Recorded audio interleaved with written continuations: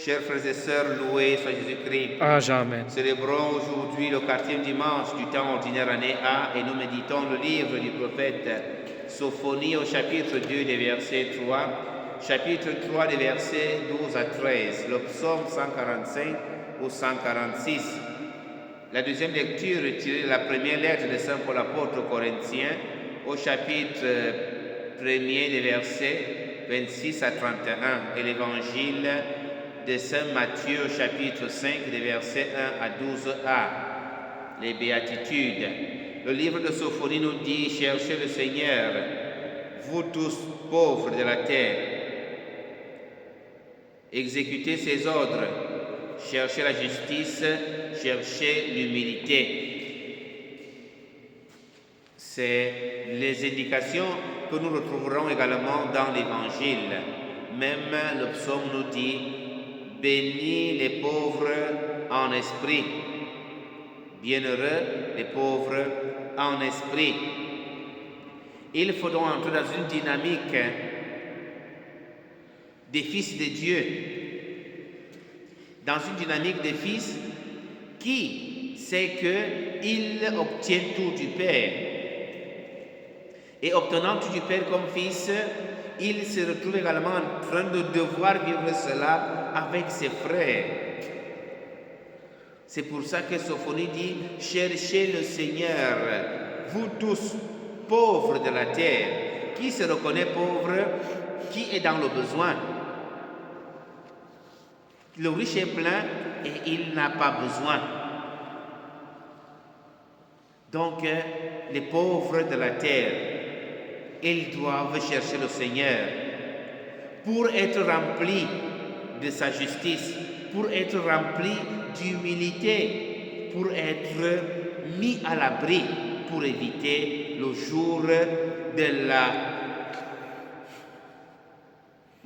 où le Seigneur fera justice, le jour de la colère de Dieu. Et c'est pour ça donc que pour vivre, chercher Dieu et vivre selon ses commandements, Saint Matthieu nous donne des béatitudes. Et Jésus même parle et il enseigne. Et à chaque béatitude correspond quelque chose. Il ne dit pas: bienheureux les pauvres en esprit, bienheureux ceux qui pleurent, bienheureux ceux qui sont humbles. Non, à chaque béatitude correspond. Donc, à chaque phrase correspond sa béatitude. Parce que la béatitude n'est pas dans la première phrase. La béatitude est dans la deuxième, dans la réponse. Quand il dit bienheureux les pauvres, ce n'est pas ça la béatitude. La béatitude, c'est qu'ils auront le règne de Dieu. La béatitude n'est pas dans le fait que Jésus dise bienheureux ceux qui pleurent. Non, la béatitude est que ceux qui pleurent seront consolés. Donc, chers frères et sœurs, à chaque béatitude, à chaque phrase, il y a une béatitude qui correspond. Bienheureux les opérateurs de paix. Pourquoi? Parce qu'ils seront appelés fils de Dieu. Chers frères et sœurs, allons relire tranquillement à la maison ces béatitudes.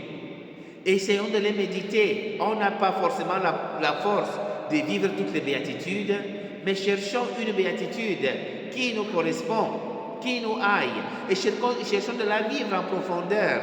Ce sera pour nous le moyen de chercher Dieu, comme dit Sophonie: cherchez le Seigneur, vous tous les pauvres de la terre.